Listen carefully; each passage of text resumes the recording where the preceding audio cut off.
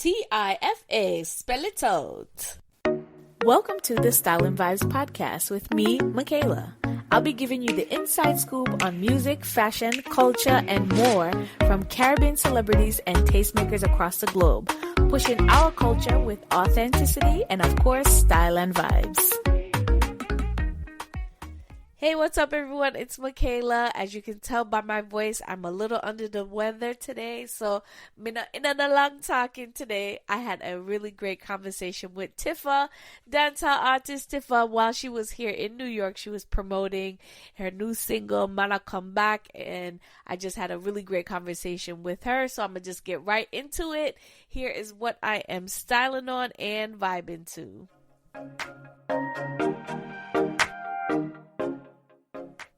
This week, I'm styling on Natural Annie Essentials. So I found this brand on Instagram, and I believe she is of Jamaican descent, but she has soy candles and other lifestyle products like cups and t-shirts with cute sayings on there. So make sure you guys check that out. I'll leave the link for that in the show notes. As far as what I'm vibing to, I gotta give it to the Silent Rhythm Project. So make sure you guys check out that because Tifa is on that, and that's what she was kind of promoting. But there are some other great artists, some you've heard of, some you may not have. Spraga Benz, Abby Dallas, Dario, and much, much more. So make sure you guys check that out. So here is my conversation with Tifa. Hope you guys enjoy.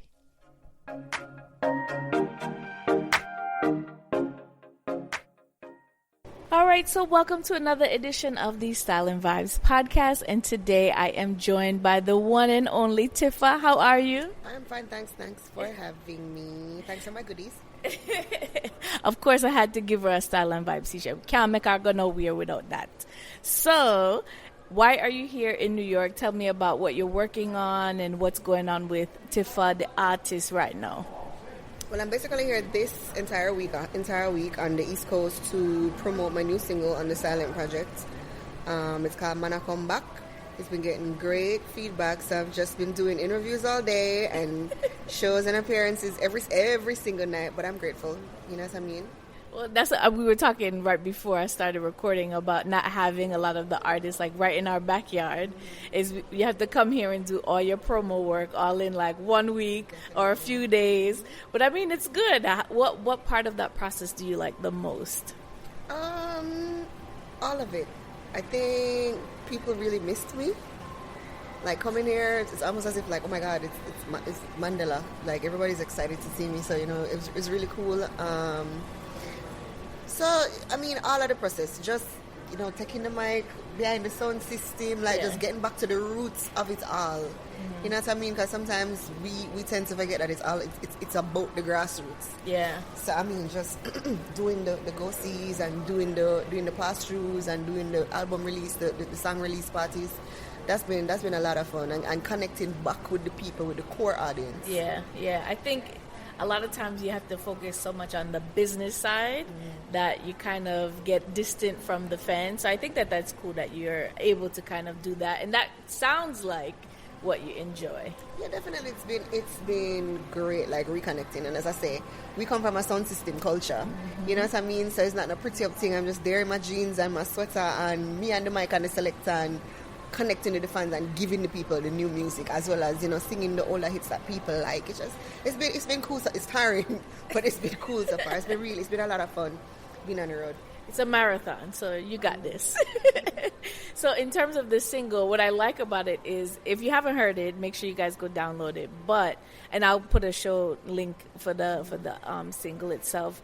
But it's actually a sample, it sounds like, of the Whisper song from the Ying Yang Twins. The rhythm is actually a sample from the Whisper song. And my song is actually a sample from Cecile back in the day. Yeah.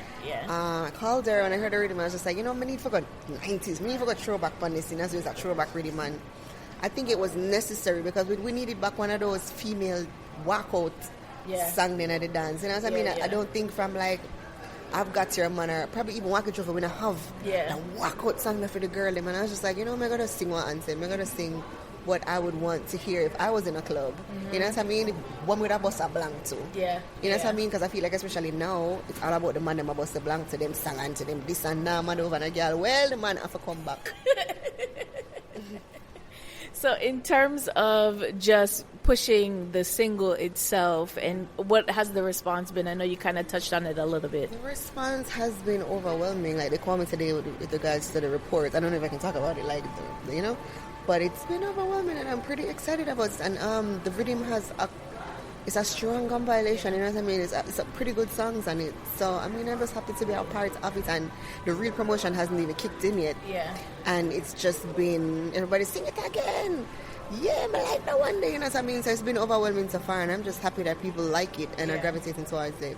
I know there's a lot of conversations around the type of dancehall that is kind of coming out, how the industry has changed, how the music has changed.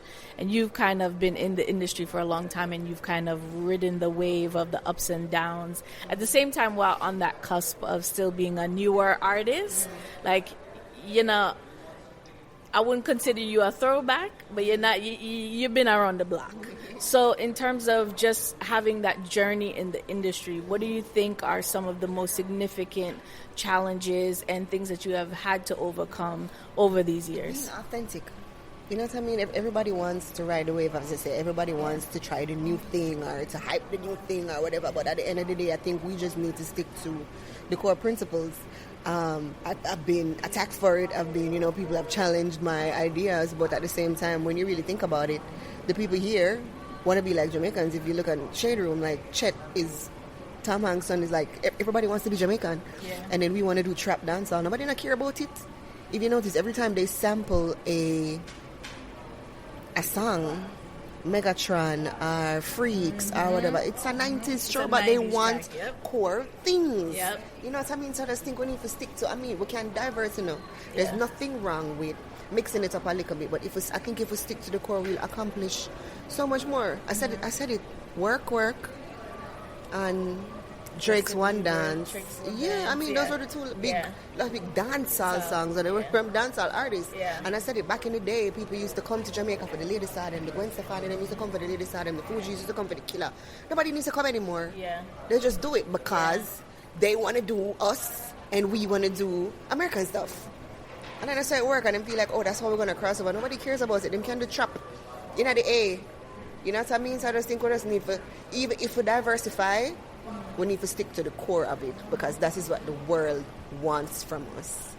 I definitely agree, but I am a woman of a certain age, so I love my 90s, I love my early 2000s. But nothing, yes. I think it was just so consistent, and it's a time period that people kind of really resonate with. And I think the challenge that I come across is, we're not even sampling songs from that era. You know what I mean? And I think about songs that in hip-hop that have been sampled over and over and over again, and nothing from that 90s era. I think from an R&B and hip-hop perspective, we're hearing, and I think that kind of bridges the gap for the younger audience to understand. But also with technology, like even when I was driving here, like I wanted to know who the producer was of the rhythm, and I couldn't read the credits in my phone. So it's almost like if the producer isn't yelling their name over the track, I like the cassette or the album where you can't read the credits. And I think those are some of the bigger things that are missing from the younger generation. First, remember we used to have to wait on the magazines to come out. You know what I mean? Now, oh my God, Kobe Bryant died. I gotta go on Instagram, or I gotta go to Twitter. That's you know what I mean? So people don't do research anymore. It's just they just look at what's fed to them. And I think that's what the drawback is. And it's so sad, because even somebody like Relle produced Coolio's Gangsta's Paradise, which is a huge song, you know what I mean? He's working with 50 Cent, Biggie, Vegas, Morgan Heritage, a Grammy Award-winning album. Like, people don't know these things. And the younger generation now going to search for it. They're not going to look for it, yeah. So it's sad, even though I say it all the time, social media is our best friend and is our worst enemy at the same time. So tell me about the positive things that you think are happening in the industry right now that you're kind of gravitating towards. Not necessarily music, it could be industry, it could just be what you're doing right now, that kind of thing. Well, as usual, even though the wave has sort of died now, for the music, and everybody's looking towards Afrobeats now, like Afrobeats is a new wave. But I mean, as usual, people are always still looking, and people always want that vibe. I don't know if you saw, but I recently branched out into acting. We never get there yet. We're not get there yet. No, I'm not gonna get there. My bad, but no, I've always just been about spreading the culture, and I've always just been about spreading the culture as a female. You know what I mean? My dream was just to always be that female Sean Paul or that female Shaggy, because when you really think about it, nobody has done it. And respect to everybody, respect to Mama Sarah, respect to Spice, respect to everybody doing them thing, but nobody has done it billboard-wise like Patra. Back in the day, she was the last person to hit like Billboard on her own. Yeah. You know what I mean? So that's what I've always wanted to do, and that's all my aim is right now. That's all I'm really a focus on. To just take it there as that female. You know what I mean? And hopefully, God's willing, when I come back and carry it there. You know what I mean? Because that's what everybody likes. The rhythm is a familiar sound, and the type of DJing that I'm doing is from an era that is beloved. Talk about your flow. Only because I find that this is me not just big up because you're in front of me. Like, your flow really changes, even within one song, a few times. That doesn't necessarily happen with a lot of artists, period, and definitely not a lot of female artists. I think, in particular, the female artists that are coming out now are doing it because there was that precedent. I think, Saw has kind of done it. Spice definitely has done it. And I could probably on one hand name a few that can ride a rhythm, period. Like one that they're not in a studio. And I think I've seen you perform. I've seen you perform multiple times, and you're able to shut the DJ down, do your thing, rile up the crowd, and get back to your performance. So I really definitely rate you in that respect for lyrically taking the time to deliver in a way that is very succinct. You seem to challenge your own self from record to record, and you can, if you look across your catalog, you can see the improvement across your whole catalog. Thank you. I think what it is that when I came out, it was a weird time because it was the beginning of social media. It was the beginning of MySpace. It wasn't, MySpace, Facebook, it wasn't as prevalent. And then we came out in a time where talent actually counted. You know what I mean? We came out at a time where if you never do sing and if you don't prove yourself on the sing stage, the people that go back like your career got done. So people like me came out at that time where talent, it wasn't about social media and nakedness and followers and whatever. It was about, okay, so can you spit? You know what I mean? And then you have to remember at the time that I came out, artists never really looked like me. No offense to anyone, but artists never really looked like me. Probably the only brownie or the only person where society say, was Cecile at the time. And I got a lot of flack for that. People were like, oh, you're too cute for the dancehall. Oh, you have to wear cut-up clothes. Oh, you have to talk about these things. And I was just like, if I'm going to do this, I'm going to do it on my own terms. And the song about me wasn't the typical dash out, show what song. The song about me was a spelling song.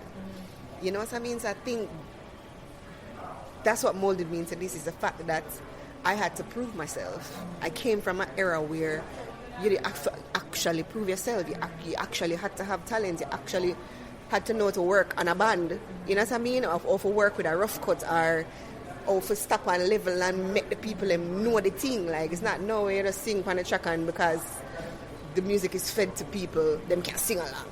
I feel like women in the industry in particular are taking the lead on performance-wise. We have to.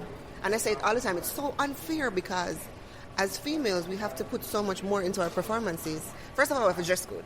Because if we don't dress good, the blacks and the people have got done. She stay bad. She don't look good. She can't dress. You know what I mean? And if it means us going on that stage and flick and split and jump and talk about things and cause just to draw the forward, we're going to do it. As opposed to a man who can just put on a jeans and a white t-shirt and him chain and A, B, C, D, E, F, D, dash, dash, dash. And you hear, yo, he killed it. And him really never do none, because him only sing 20 seconds of the song and pull up. For the 10 minutes when they're on stage. I hate when people pull up them on a song. Are we for forward the song? Not you. We have to give the response for you forward. But that's a whole other story. It's harder for us. Like, you know, we're not complaining this, but it is really harder for us. You know what I mean? It is. It is, people. It is. So you touched on acting. How did you get into that? Or is that something that you've kind of always done? Like, we haven't even got into, like, you as a child. Like, I need to go back that far. Like, who was Tifa as a young little girl? Well, as a child, my mom, big up to my mother, I also big up my mother and everything. My mom, growing up with Blount's disease, like, I had a lot of cousins. I didn't know, everybody was supportive and everybody was accepting, and I didn't know something was actually wrong with me till I started to go to school. And kids would tease and be mean and whatever. And my mother used to tell me, say, you're not different from nobody, you know. What you want done? I was just like, yo, that time Whitney Houston was the thing. I want to sing. All right, I want to sing, we're going to put you in the choir. Oh, dance class, looks whatever, but you know, them send me legs, say, you want to dance? We're going to enroll in a dance class. Or you want a bike, you want to ride? Nothing to do you. So she always just instilled in me, excuse me, you can do anything you want to do. You know what I mean? And I always gravitated towards the performing arts. And then I grew up in so much of a musical family.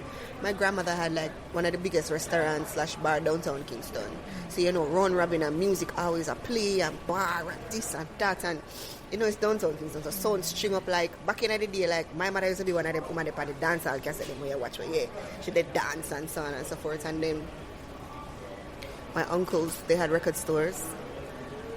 Both in Jamaica and in Canada, and my mom and my dad broke up. My mom started dating my stepdad, and he was a producer. He was a well-known producer. And bring Lady Star to the world. He's done his record, Dennis Brown. He's worked with like all of those people. So, in essence, I kind of grew up in it. You know what I mean? I couldn't really escape it.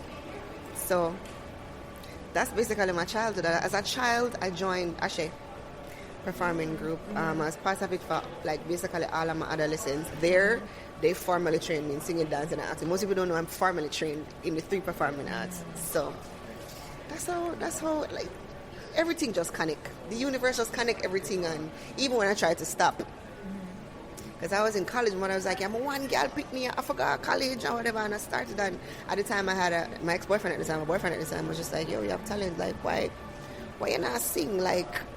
And he actually brought me to the studio, and I recorded my first demo, and then the rest is history. I didn't know that. Okay.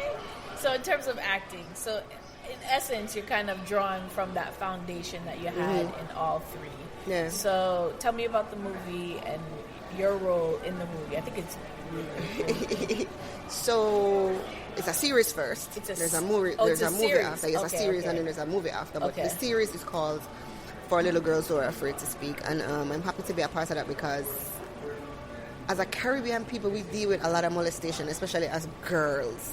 From a little bit, you play a dolly you know what I mean? And it's something that I feel like we really needed to touch on. So for somebody that's American-based to see the issue and want to do, mind you, it's like, you know how you watch American Horror Story and every season has a theme? Because they've really signed on for 4 seasons, but the first season is For Little Girls Who Are Afraid to Speak, and I was just so happy to be a part of it. You know what I mean? Especially as a girl that went to an all-girls school for high school, you hear the horror stories. You know what I mean? And nobody talks about it because it's taboo. And a lot of girls don't talk about it because of the shame. Oh my God, my cousin fondled me. Oh my God, the pastor fondled me. Oh my God, my dad. You know what I mean? So I'm happy to be a part of this and to break down the schematics of what's really, really going on. You know what I mean? And it's an all-star cast. We got to people like Sheldon Shepherd, Nassim Yadi, there's, I can't remember everybody's name, but somebody from Game of Thrones, SWAT. It's like a real, you know what I mean? So as a Jamaican, I'm happy to be a part of this big thing that's happening. So in terms of the setting itself, it's based in the Caribbean? The first one is actually Jamaica. Okay, just Jamaica. And I like one that they're using Jamaican people. I mean, there's always you have the American actors. Yeah, you know what I mean? But, no. But I think it's important to mix in some of the authenticity of the island, because I find that sometimes gets lost. And the accent just sounds horrible. Yeah, but you know what it is we get so hung up on the accent itself that even if the story is good, the message is there. It's hard. To kind of like ignore it because it's just like there's so many good actors that could play this part, and it's just the lack of knowledge on the casting side. That they exist essentially. So I think representation is getting better. So I think that's a good thing. But in terms of the topic itself, it's a really serious subject matter.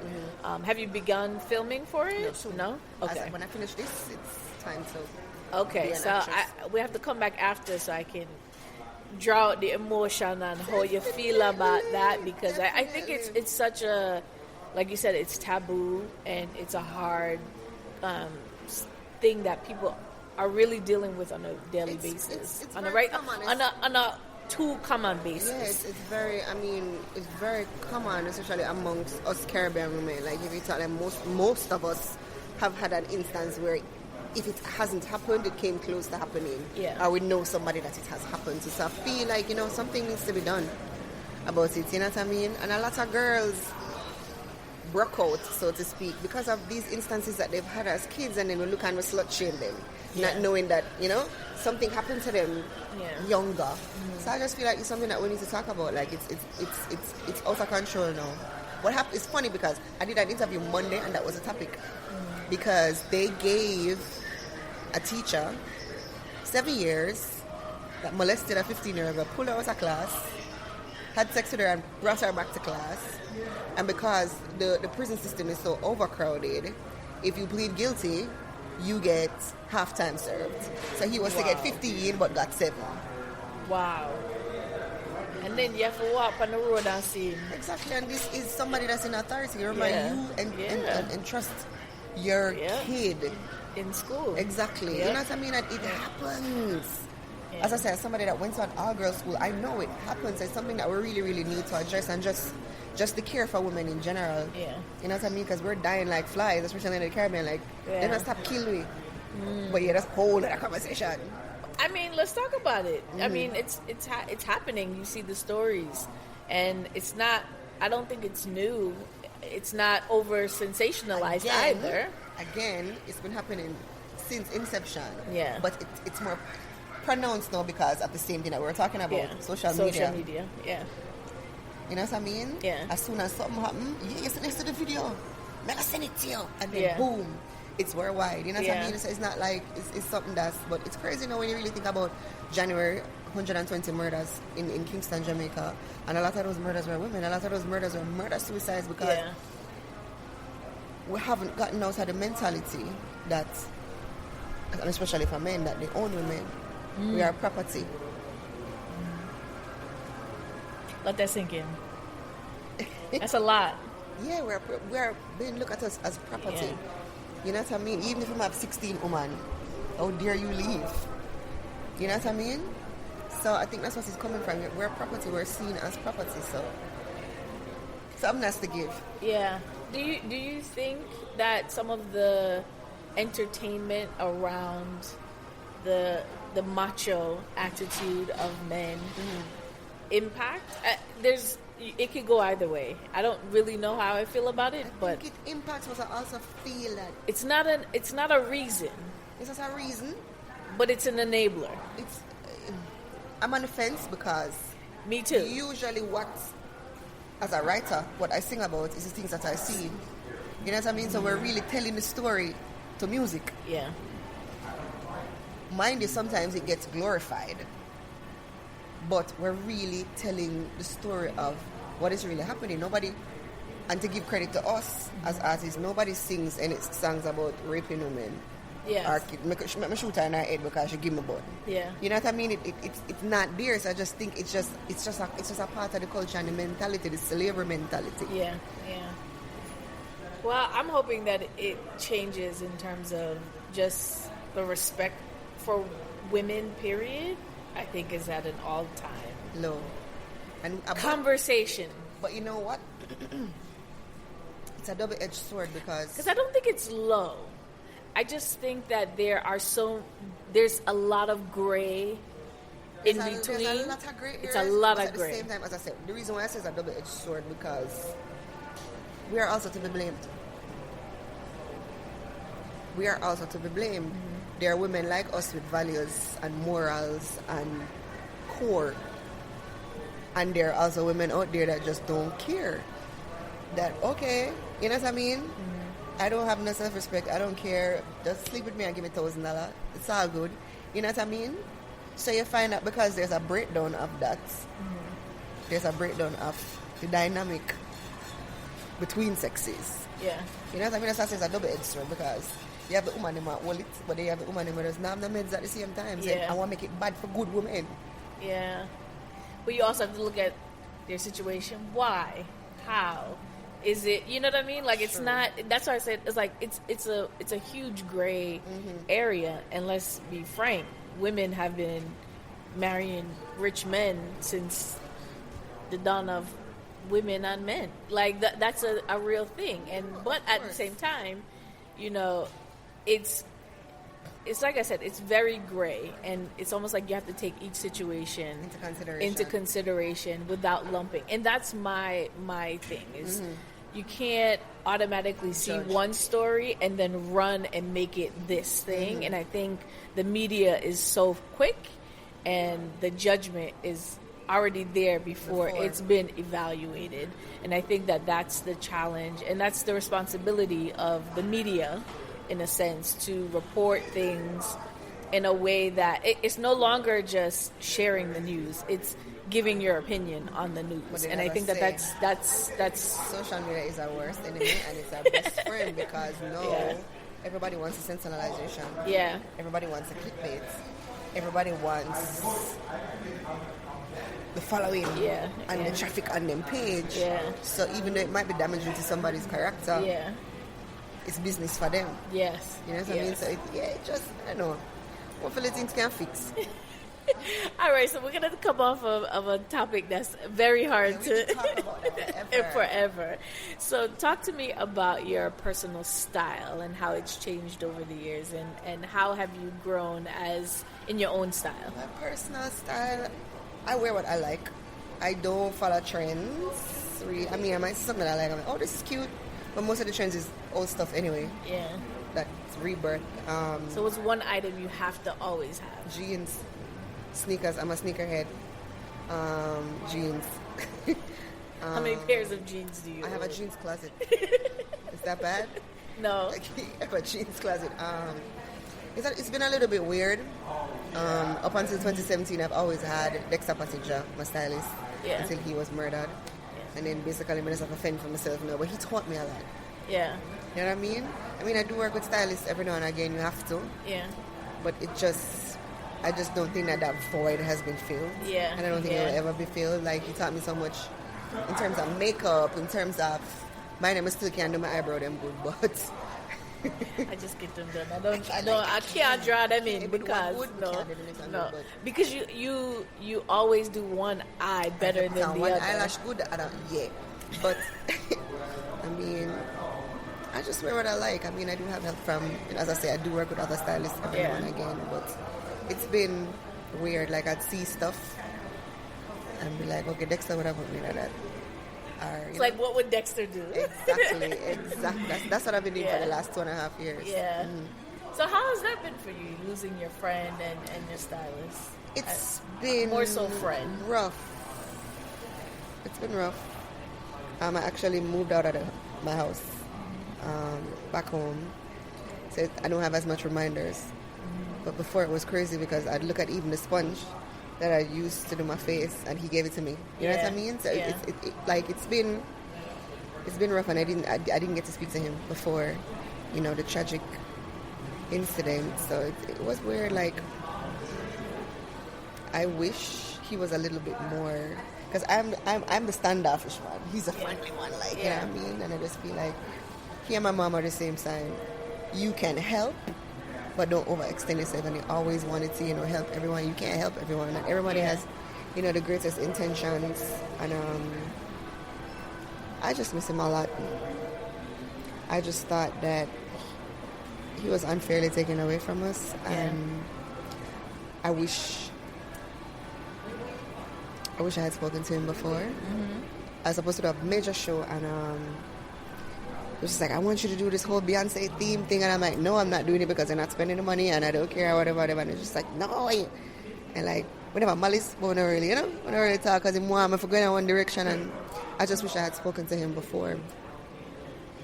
How do you think, I hear the same conversations in terms of his talent and his ability, like his keen eye, creative direction. How do you think we as an industry could honor that legacy? Because I think it hasn't been touched yet. People know, but I don't. They've been doing it. Yeah. They've been doing it. Big up to Tamo and big up to Kasian. They've been, started the third company, and they've started a scholarship in his honor, whatever. Oh, I didn't know that. Okay, yeah, they've been doing it. They've definitely been doing it, and his sisters have jumped in, and they've been doing a lot of styling and so on and so forth. And people that used to work with him, they've stepped up. Ryan and Michelle, all of them have stepped up and have been working on some big. So we just need more visibility. Exactly. Okay, that's what it is. Like they've the whole Dexter team has been working. You know what I mean? Like everybody has been working to honor his legacy and to honor, what he has done. Yeah. So what are some of the tips that you have taken from him that you still use to this day?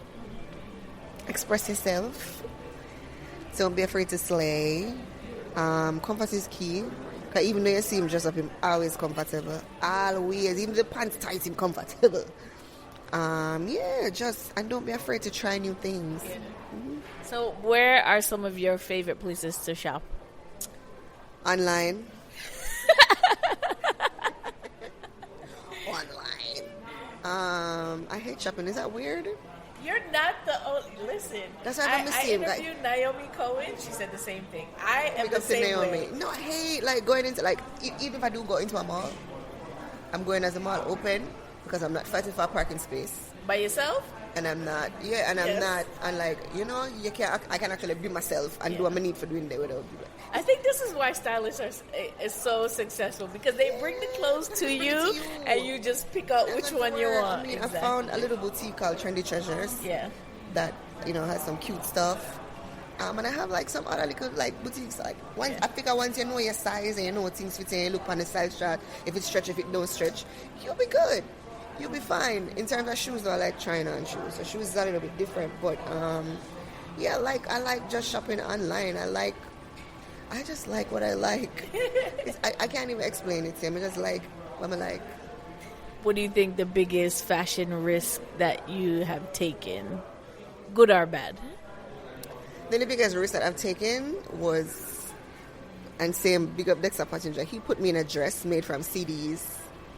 Oh, I remember that. Yeah, he put me in a dress. You did a photo shoot with that. It was some face. Okay. And we jump out of one box. I get cut till my full. When I take off the dress, I cut up. But it worked.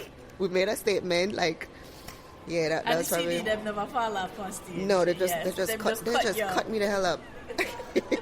Because we had stunts and jumping out of the box. But it worked. We made an impact, so it was worth it. That's awesome. So in terms of your journey, what are some words of wisdom that you would give to not just people who want to be in the industry, but just from your perspective of living life? Overall, you deep down, even if you're unsure, I always feel like I always have that gut inclination. You see your gut and your vibe, trust it. And weigh the pros and cons. Sit and actually weigh the pros and cons. Because if I listen to people, I'd have been gone a long time. I've thought about retiring, I've thought about whatever. But when I weigh the pros and cons, if there's 5 people over here saying, leave, go, we don't want to see you. There's 30 people over here. What would be the point of listening to these 5 people when there's 30 people over here? You don't make music for these 5 people. You make music for these 30 people over here. So this is what you need to be focused on. You're not going to have the world. Everybody's not going to like you. You could be Mother Teresa. Everybody is not going to like you. You just have to stick to what makes sense, weigh the pros and cons, and I know it's hard to say real people around you, but again, you know what I mean? You have those friends that say certain little things and you pre them, but you still keep them, don't keep those whack-ass people around, get rid of them. You know within yourself saying them are pre or them not good, you're gonna need a bunch of yes people around you. I'm grateful for that. I'm grateful for a mother and friends, most of my friends I've known since I was like 3 years old or high school, that are family members. I'll be like, Tifa, that shoes that don't look good, take it off. As opposed to that bad, when I wear it, and them don't look good. You know what I mean? Or that song they at, no, I don't like that song, that Tifa, skip. That's not you. Yeah. You need those, not to say that you need negative people around you, but you need people that are going to be real with you. Be honest. Because I think that's helping enough people downfall, especially as artists, because I didn't have people that were real with them. You know what I mean? And you felt like because 10 man back here say, yeah, you're the shit. You know what I mean? You were invincible, but nobody's invincible. Yeah. So that's basically all I'm going to say. Stick to your core. I'm going to say stick to your core. Stick to your core. Stick to your core. Stick to your core. Stick to your core. You can diversify. There's nothing wrong with being different. There's nothing wrong with diversifying. But stick to your core and believe in yourself and weigh the pros and cons. You must know if it makes sense. Yeah. You know what I mean? You must look at a situation and say, boy, may I lose more than may I gain. Just make a decision. And make a decision based off that. Thank you so much. This has been so much fun. I really appreciate you taking the time and talking to us. So any last words? I love you guys. There's not much to say. I mean, it's going to be, I'm going to feed you a lot of music this year. You're going to get acting. You're going to get maybe some endorsements thrown in. It's going to be, I'm excited about it. You're used to that, man. You're used to that. You're ready for it, man. All right. I just love you guys and thanks for the continued support. It's been, as I say, man, a show back, but I've been in this a minute. So thanks for rocking with me, you know? Always. That's another edition of the Style and Vibes podcast. Thank you guys so much for tuning in. Bye. Thanks for listening to the latest episode of the Style and Vibes podcast. If you like what you hear, and I know you do, share it with your friends and family. If you want more, make sure you visit styleandvibes.com and follow us on our social channels, Twitter and Instagram @Style and Vibes. Until next time, Leah Tommy Peeps.